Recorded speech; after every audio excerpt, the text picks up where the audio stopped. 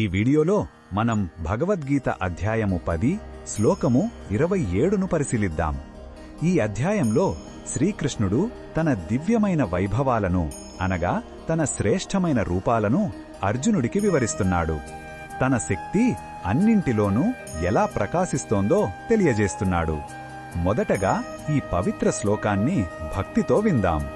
ఉచ్చైస్రవసమశ్వానాం విద్ధిమాం అమృతోద్భవం ఐరావతం గజేంద్రాణాం నరాణాం చ నరాధిపం.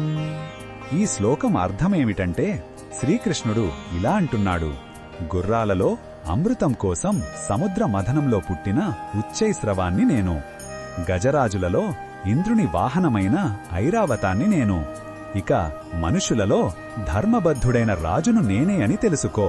అంటే ప్రతి వర్గంలోనూ ఉన్న అత్యంత ఉత్తమమైన, శక్తివంతమైన మరియు శ్రేష్టమైనది తానే అని కృష్ణుడు స్పష్టం చేస్తున్నాడు. ఈ శ్లోకంలో ఉన్న భావం మనకు ఏమి చెప్తుందంటే, మన చుట్టూ ఉన్న ప్రపంచంలో గొప్పదనం, నాయకత్వం లేదా శ్రేష్టత కనిపించిన ప్రతి చోట భగవంతుని అంశను చూడాలి.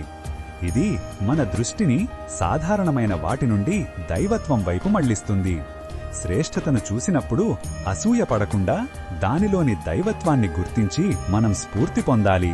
ఈ బోధనను మన దైనందిన జీవితంలో ఎలా ఉపయోగించుకోవచ్చంటే, మనకు అప్పగించిన ఏ బాధ్యతనైనా, అది కుటుంబంలో అయినా ఉద్యోగంలో అయినా, ఒక రాజులా ధర్మంతో నిజాయితీతో అందరి శ్రేయస్సు కోరుతూ నిర్వర్తించాలి. మన పనులలో శ్రేష్టతను సాధించడం భగవంతునికి చేసే సేవగా భావించాలి. మంచి నాయకులను చూసినప్పుడు వారిలోని దైవాంశను గుర్తించి గౌరవించాలి. మరిన్ని భగవద్గీత శ్లోకాల అర్థాన్ని తెలుసుకోవాలంటే మా తదుపరి వీడియోలను తప్పకుండా చూడండి.